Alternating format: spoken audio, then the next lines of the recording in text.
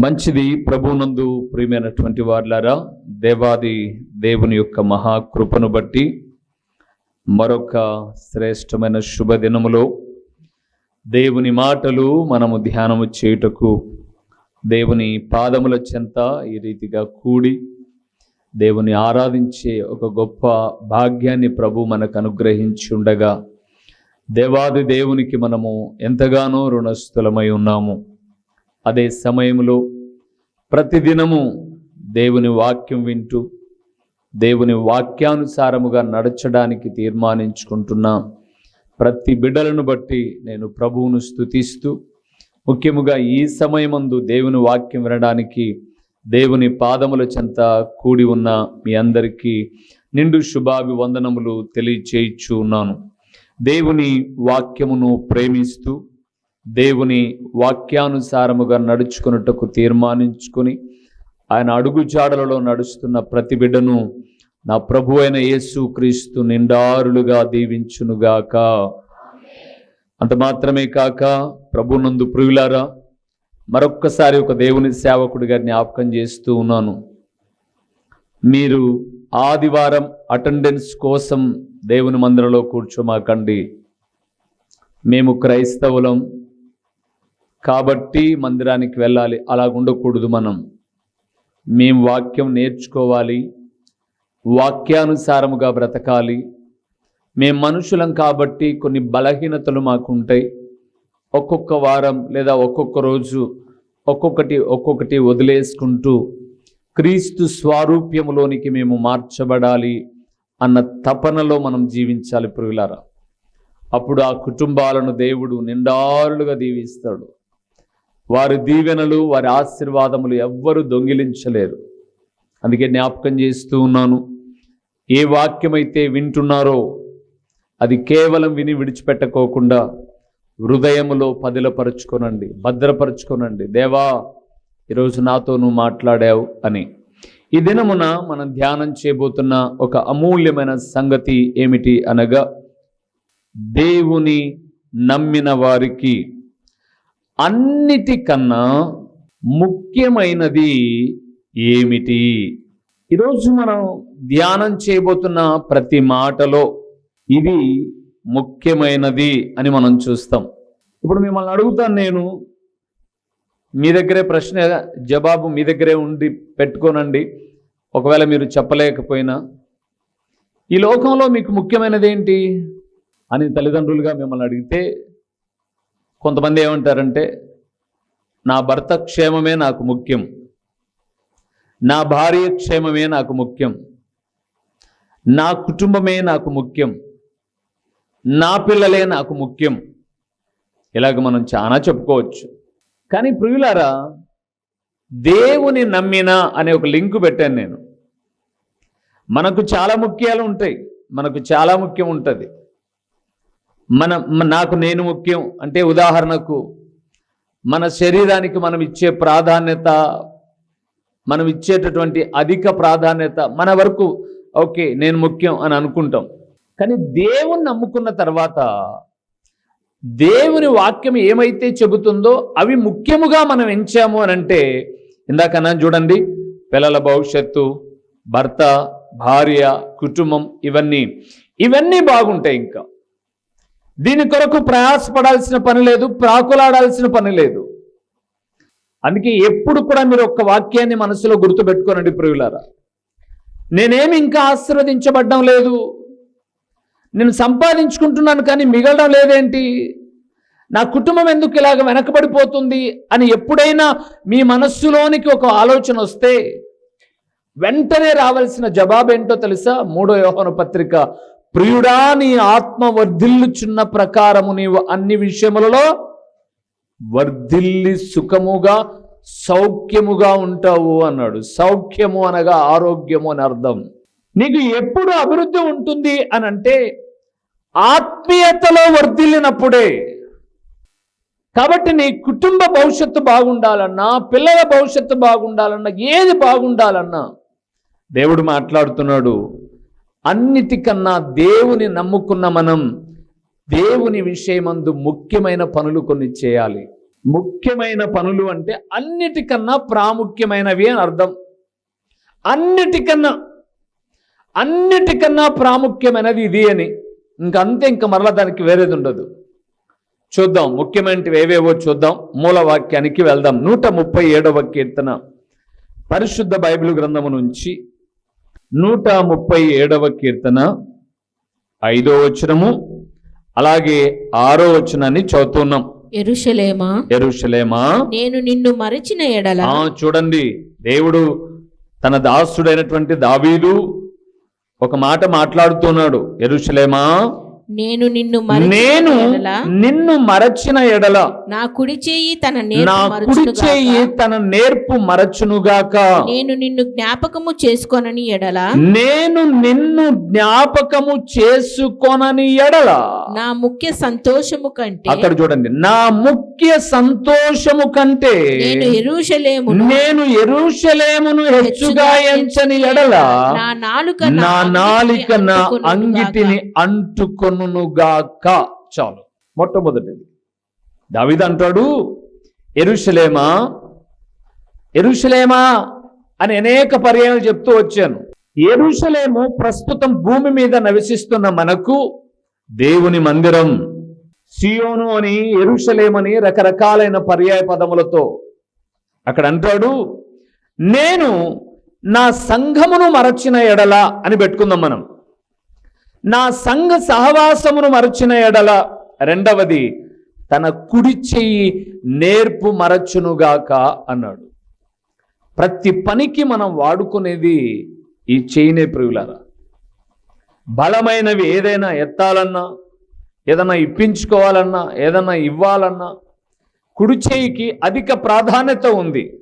అయితే అన్నాడు, నేను నిన్ను జ్ఞాపకము చేసుకొనని ఎడల నా ముఖ్య సంతోషము కంటే అన్నాడు.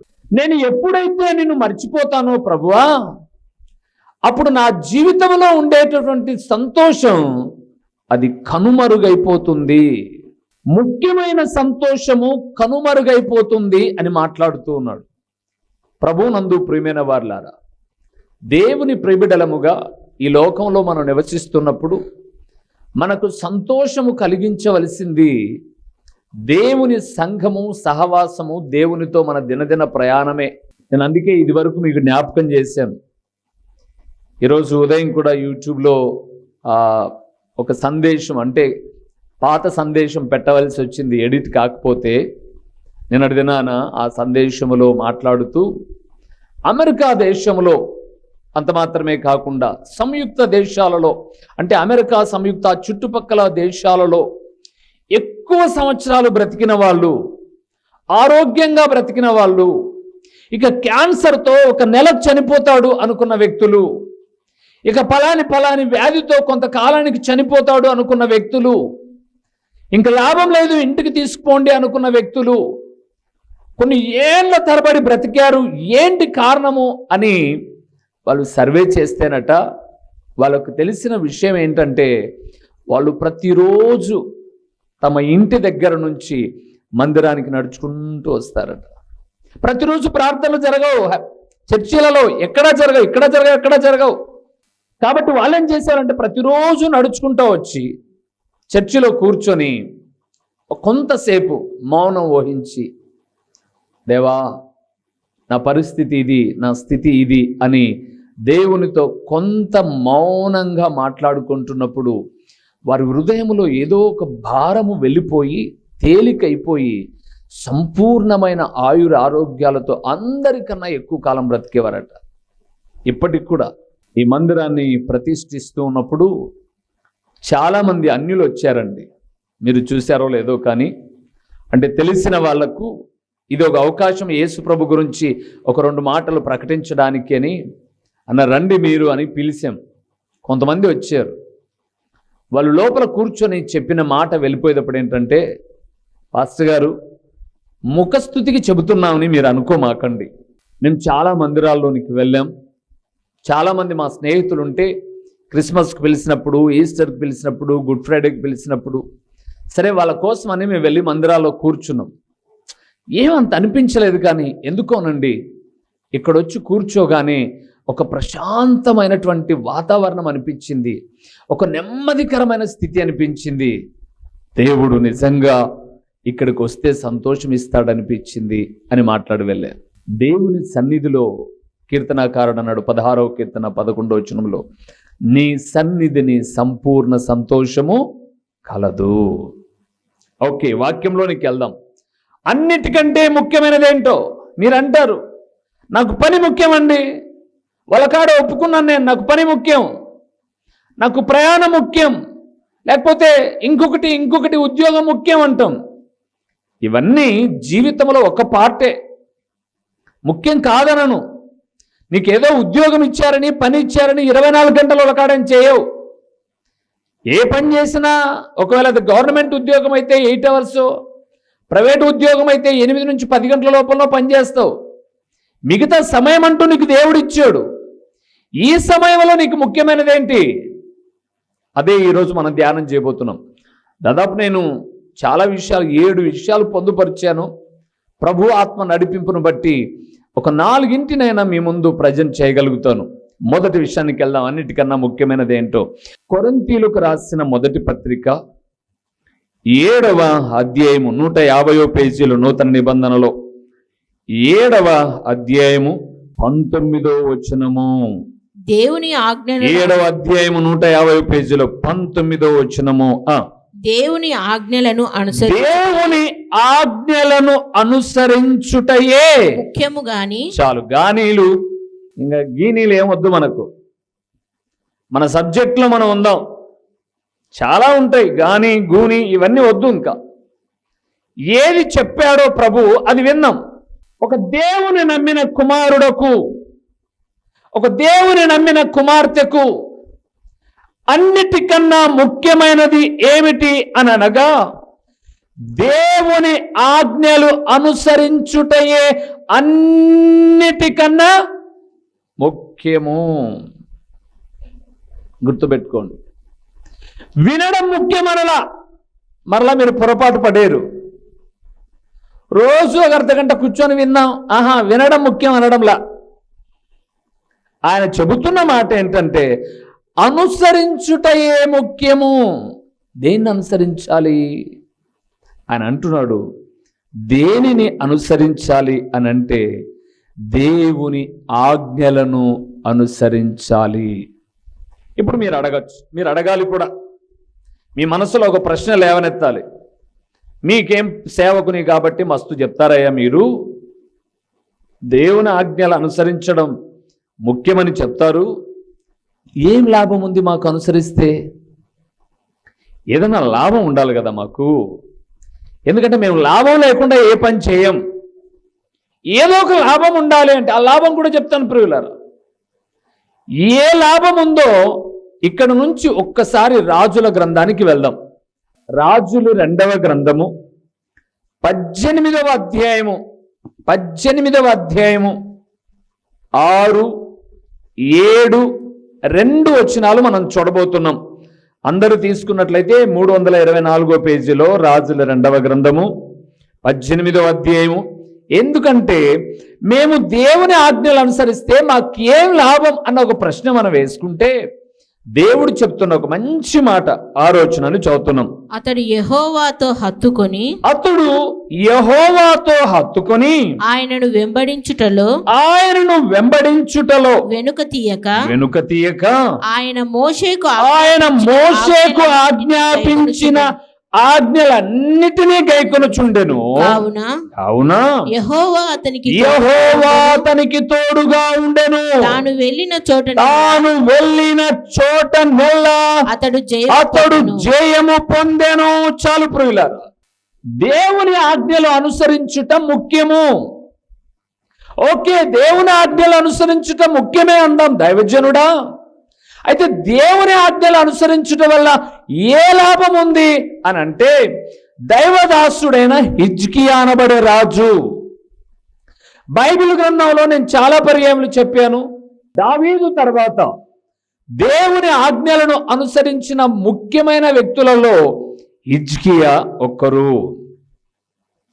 ఈ హిజ్కియా అండి దేవుని ఆజ్ఞలను అనుసరిస్తూ ఉండుట ద్వారా దేవుడు హిజ్కియా జీవితంలో కలుగు చేసిన అద్భుతకరమైన దీవెనలు ఏంటంటే 7వ వచనంలో మొట్టమొదటి మాట రాయబడి ఉంది, దేవుడు అతనికి ఏమై ఉన్నాడు?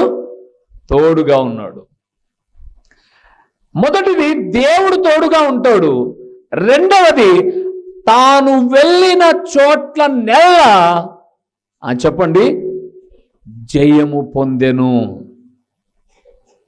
ప్రభునందు ప్రియులారా, ఈ రోజుకు నీ జీవితంలో దారిద్రతకు కారణం ఏంటో తెలుసా? కష్టపడుతున్నారండి, లేదనట్లేదు, చాలా కష్టపడుతున్నారు. మీరు తెల్లవారకు తలకనే లేచి ఇంట్లో వంటలు సిద్ధపరుచుకొని మళ్ళా మీరు పనికి, ఏదో దేవుడు మీకు ఇచ్చిన పనికి వెళ్ళి, ఉద్యోగానికి వెళ్ళి, వ్యాపారానికి వెళ్ళి చాలా కష్టపడుతున్నారు. కానీ మీ కష్టానికి తగిన ఫలము రావట్లా. ఒకవేళ వచ్చినా ఒక దిక్కు నుంచి వస్తే 7 దిక్కుల నుంచి వెళ్ళిపోతుంది. ఎందుకోసం? కారణం ఒక్కటేనండి. ఈ ఒక్క వాక్యము నీ మనస్సులో పెట్టుకో, నీ జీవితం ఈ రోజు నుంచి దశ తిరగబోతుంది. ప్రియులారా, ఎవరైతే దేవుని ఆజ్ఞలను అనుసరిస్తారో వారికి దేవుడు తోడుగా ఉంటాడు. రెండవది, వారు వెళ్ళిన ప్రతి చోట లేదా వారు చేసే ప్రతి పని, వారు జీవించే జీవితంలో ప్రతిదీ దీవెనకరంగా విజయకరమైనటువంటి పదములో నడిపించబడుతుంది. ప్రియులారా, అందుకొరకే దేవుడు మాట్లాడుతూ ఉంటున్నాడు, దేవుని ఆజ్ఞలను ఏం చేయాలి? మనం అనుసరించాలి. జయ జీవితానికి రహస్యం ప్రియులారా, ఓటమికి కాదు. ఓడిపోవడం మన దేవునికి ఇష్టం లేదు ప్రియులారా. దేవుని పిల్లలు ప్రతి విషయమందు కూడా తలగా ఉండాలని కోరుకున్న దేవుడు ఆయన. నువ్వెందుకు ఎన్నిక లేకుండా ఉండిపోతున్నావు? నీ కుటుంబము 10 మందిలో లేదా నీ రక్త సంబంధికులు, నీ బంధువుల మధ్య నువ్వు ఎలాగుండాలో తెలుసా? తల ఎత్తుకునే కుటుంబముగా, నిన్ను ఒక రోల్ మోడల్గా పెట్టుకునే వ్యక్తులుగా. మీకు తెలుసు, ఈ మందిరం ప్రారంభించిన తర్వాత కొంతమంది సేవకులు ఇక్కడికి వచ్చారు. ప్రారంభానికి ముందు వచ్చారు, ప్రారంభం తర్వాత వచ్చారు. వాస్తవానికి చెప్పాలంటే నేను జరుగుతున్నది 2 చోట్ల పరిచర్య. ఒకటి ఇక్కడ, రెండోది ప్రొద్దుటూరు మంది. మనకందరికి తెలిసిందే. వాళ్ళు ఇంకా ఎక్కువ పరిచర్యలు కూడా కలిగి ఉన్నారు. కానీ వాళ్ళు ఏమంటారు తెలుసా? మేము క్రమశిక్షణలో ఒక నియమ నిబంధన విషయంలో రూబెన్ అన్న మోడల్గా పెట్టుకున్నాం అనన్న సేవకులు ఇదే ప్లేస్ నుంచి చెప్పిన వాళ్ళు ఉన్నారు. మీ చెవులు విన్నాయి. గొప్ప కోసం చెప్పడం లే ప్రియులారా. ఎందుకోసం? అయ్యా, మేం కూడా సేవ చేస్తున్నాం, కొద్దిదో గొప్పదో చేస్తున్నాం, కానీ సక్సెస్ఫుల్గా ముందుకెళ్ళిపోవడంలా. ఒక్కటే కారణం ప్రియులారా, దేవుని ఆజ్ఞలు అనుసరించుకోకుండా మనుషుల వెంబడి మనం వెంపర్లాడుతూ ప్రారంభించాము అంటే మనం జయ జీవితాన్ని జీవించలేము. ఈ రోజు నుంచి నువ్వు ఒక గురి కలిగి ఉండు. నీ జీవితంలో సక్సెస్ఫుల్ లైఫ్గా ముందుకు వెళ్ళాలి అని అంటే నా దేవుడు చెప్తున్నాడు, మొట్టమొదటి మాట దేవుని ఆజ్ఞలు అనుసరించడము అంటే ఈ రోజు వాక్యం ఏమైతే చెబుతుందో ఆ ప్రకారంగా నువ్వు నడుచుకోవడం. అంతేగా యేసు ప్రభుల వారు కూడా ఒక సందర్భంలో కొంతమంది ఆయన దగ్గరకు వచ్చి, బోధకుడా, నువ్వు చాలా గొప్ప దైవజనుడవు, గొప్ప బోధకుడవు, నీ మాటలన్నీ మేము వింటున్నాం, మరి ఆజ్ఞల్లో ప్రధానమైనది ఏంటి అని అడిగారు. చూస్తారా? మత్తయి రాసిన సువార్త 22వ అధ్యాయము 22వ పేజీనే, అది కూడా 22వ పేజీనే నూతన నిబంధనలో 22వ అధ్యాయము 36 నుంచి 39 వరకున్న 40 వరకున్న దేవుని వాక్యాన్ని చూద్దాం. 36 నుంచి చూస్తూ ఉన్నాం. బోధకుడా, ధర్మశాస్త్రంలో ముఖ్యమైన ధర్మశాస్త్రములో ఆజ్ఞ ఏదని ముఖ్యమైన ఆజ్ఞ ఏదని అడిగెను. అడిగెను. అందుకాయన నీ పూర్ణ నీ హృదయముతో పూర్ణ హృదయముతోను నీ పూర్ణ నీ ఆత్మతోను పూర్ణ ఆత్మతోను నీ పూర్ణ మనసుతో నీ పూర్ణ మనస్సుతోను నీ దేవుడైన నీ ప్రభువును దేవుడైన ప్రేమింపవలెనన్నది. ప్రభువును ప్రేమింపవలెనన్నది. ఇది ఇది ముఖ్యమైనదియు ముఖ్యమైనదియు మొదటిదియునైన ఆజ్ఞ. నిన్ను వలె నీ పొరుగువాన్ని నిన్ను ప్రేమింపవలెను. నీవు ప్రేమించుకున్నట్టుగా నీ ఎదురుగా ఉన్న పొరుగువాన్ని కూడా ప్రేమి ఆ ప్రకారంగానే ప్రేమించాలన్నది ప్రధానమైన ఆజ్ఞ అని యేసు ప్రభు చెప్పాడు. మనల్ని బాగా ప్రేమించుకుంటాం, మన పిల్లలను బాగా ప్రేమించుకుంటాం, కానీ ఎదుటి వ్యక్తులను ప్రేమించడానికే మనకు మనస్సు రాదు చాలా మందికి. ఇలాగంటున్నాను తప్పుగా అనుకోమాకండి, ఎవరినో విమర్శించాలని కాదు. మన అమ్మ నోటి నుంచి పడ్డ బూతులు వచ్చినా, మన తల్లిదండ్రికి నీతి నియమాలు లేకపోయినా మన అమ్మ నాన్నను ప్రేమిస్తాం, కానీ అటువైపు నుండి మన అత్తమామను ప్రేమించలేం. చూడండి ఎంత వ్యత్యాసమో. ఒక్కసారి ఆలోచన చేయండి. మన కుటుంబమును అయితే మనం ఎలాగ ప్రేమించుకుంటున్నాం? మనం బూతులు మాట్లాడినా, నీతులు లేకపోయినా మన కుటుంబాన్ని ప్రేమించుకుంటున్నాం. ఎదుటిలో ఉన్న వ్యక్తుల్లో మాత్రం అవేమి ఉన్నా లేకపోయినా ప్రేమించాం మనం. దేవుడు అంటున్నాడు, దేవుని ఆజ్ఞలు అనుసరించుట ముఖ్యము. మొదటి ముఖ్యము ప్రియులారా.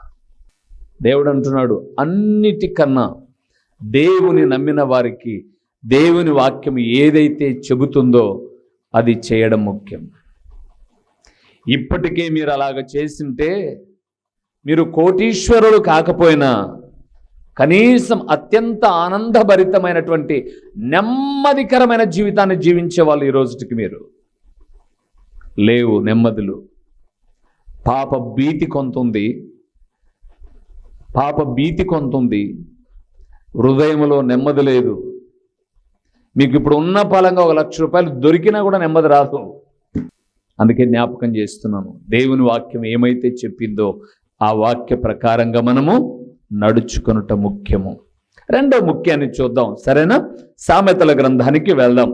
రెండవది ముఖ్యమైనది ఏంటో, సామెతల గ్రంథము 4వ అధ్యాయము 23వ వచనము. అక్కడ ఒక ముఖ్యమైనది చెప్పాడు, చూద్దామా? 4వ అధ్యాయము 23వ వచనం. నీ హృదయంలో నుండి జీవదారులు బయలుదేరును. కాబట్టి అన్నిటికంటే ఇది మన సబ్జెక్ట్. అన్నిటికంటే ముఖ్యముగా నీ హృదయమును భద్రముగా ఏం చేయాలి? కాపాడుకో. బంగారును భద్రంగా కాపాడుకోవడం తెలుసు, ఇంట్లో ఉన్న వస్తువులను భద్రంగా కాపాడుకోవడం తెలుసు, కానీ దేవుడు అంటున్నాడు అవి పోతే మరలా సంపాదించుకోవచ్చు.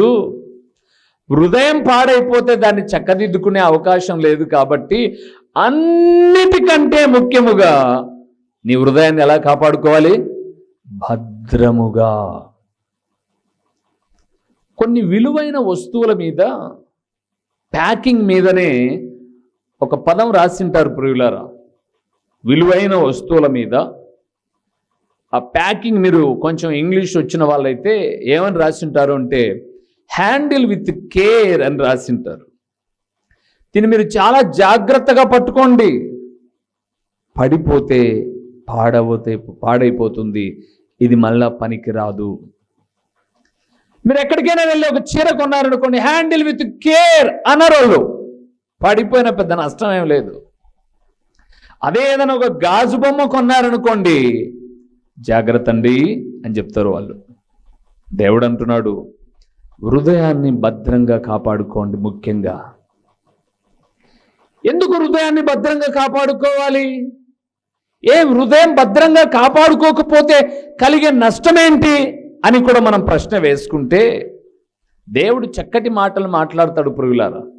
చూద్దామా? హెబ్రీయులకు రాసిన పత్రికలో హెబ్రీయులకు రాసిన పత్రిక 3వ అధ్యాయము 12వ వచనాన్ని చూస్తున్నాం.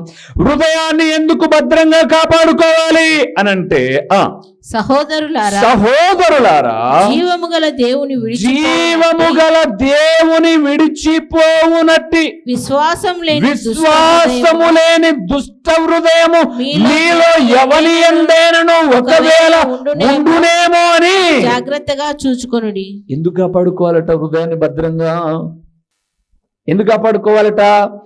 జీవము గల దేవుని విడిచిపెట్టునట్టి విశ్వాసము లేని దుష్ట హృదయము మీలో ఉంటుంది. ఎందుకు కాపాడుకోవాలండి హృదయాన్ని భద్రంగా? బంగారును కాపాడుకోమంటే అవునన్నా ఇది రాబోయే తరాలకు ఉపయోగపడుతుంది అందుకు కాపాడుకుంటున్నాం అనొచ్చు. మరి హృదయాన్ని ఎందుకు కాపాడుకోమంటున్నాడు? ఆయన అంటున్నాడు హృదయాన్ని ఎందుకు కాపాడుకోవాలి అని అంటే జీవము గల దేవుని విడిచిపెట్టేటట్టుగా చేస్తుంది హృదయం. ఈరోజు వాక్యం నాకే తగిలింది, మా ఎత్తకు తగల్లా, మా కోడలకు తగల్లా, నాకే. కొంతమంది ఏమనుకుంటారు, బా ఈరోజు కనుక మా ఎత్త వచ్చింటే బాగుండబ్బా అనుకుంటారు. ఈరోజు మా కోడలు వచ్చింటే భలే ఉంటే అంతా ఆమెకే వాక్యం అని అనుకుంటారు. ఇది దుష్ట హృదయం ప్రజలారా అనుకునే వాళ్ళు. నాకే అనుకోవడము దీవెనకరమైనటువంటి జీవితం.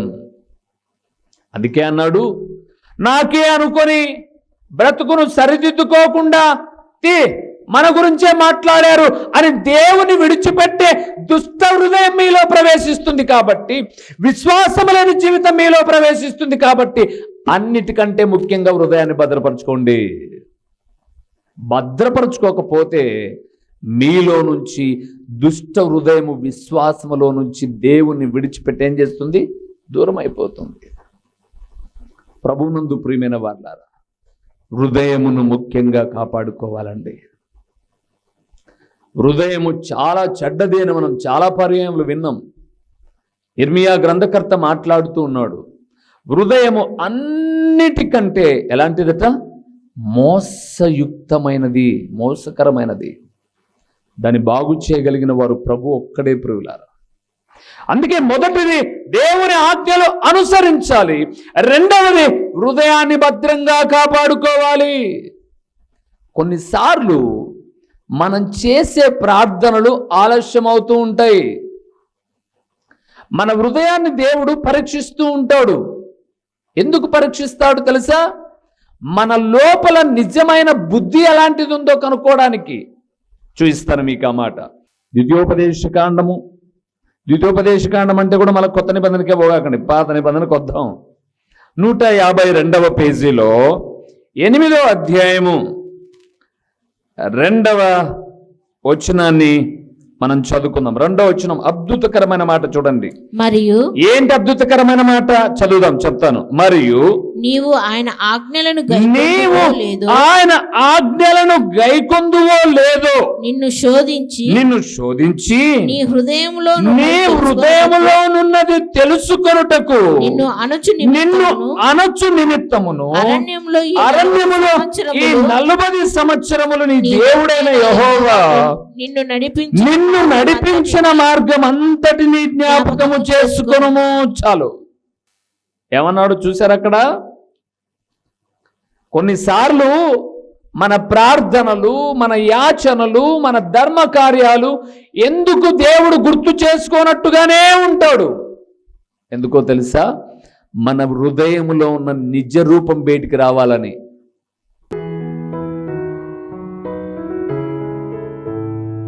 ప్రొద్దుటూరు పరిసర ప్రాంతాలలోని ఆత్మీయులైన దేవుని బిడ్డలైన మీ అందరికీ మన ప్రభువును రక్షకుడునునైన యేసుక్రీస్తు పేరిట శుభాభివందనములు తెలియచేయచ్చు ఉన్నాను.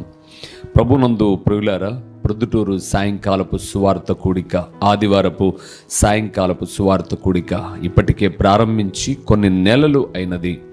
ప్రతి ఆదివారం సాయంకాలం సువార్త కూడికకు అనేక మంది వచ్చి దేవుని వాక్యమును వింటూ, దేవుని వాక్యము ద్వారా బలపరచబడుతూ, రాకడకు సిద్ధపడుతూ తమ ఆత్మీయ స్థితిని మెరుగుపరుచుకుంటూ ఉన్నారు. మీరెందుకు రాకూడదు? ప్రతిరోజు జరుగుతున్న, ప్రతి ఆదివారము సాయంకాలం జరుగుతున్న ఈ కూడికకు మిమ్మల్ని ప్రేమపూర్వకంగా ఆహ్వానిస్తున్నాం. ఖచ్చితమైన సమయాన్ని పాటిస్తున్నాం ప్రియులారా. ప్రతి ఆదివారం సాయంకాలం 6 గంటల నుంచి 8:30కు ఒక్క నిమిషం కూడా ముందుకు వెళ్లకుండా 8:30 గంటలకి సువార్త కూడిక ముగించబడుతుంది. హోమస్పేటలోని ప్రొద్దుటూరు రాఘవరెడ్డి ఫంక్షన్ హాల్లోని హోమస్పేటలో ఈ సాయంకాలపు సువార్త కూడిక. రండి, మీరు నేను కలిసి ప్రభువును ఆరాధిస్తాం, ప్రభు రాకడకు సిద్ధపడదాం. ఆత్మీయులైన మీ అందరినీ నేను మిమ్మల్ని కలుసుకోగలుగుతాను, మీరు నన్ను కలుసుకోగలుగుతారు. కలిసి ప్రార్థన చేయగలుగుతాం, అవసరాలను ప్రభు పాదాల చెంత ఉంచుతాం. రండి, దేవుని రాకడకు సిద్ధపడ. మా చిరునామా దైవజనులు బ్రదర్ ఓ రూబేన్ గారు, క్రీస్తు ప్రార్థనా మందిరం, డోర్ నెంబర్ 1-10-386, నగరిగుట్ట, పులివెందుల, కడప జిల్లా. మీ ప్రార్థనా అవసరాల కొరకై సెల్ నంబర్ 9989067409.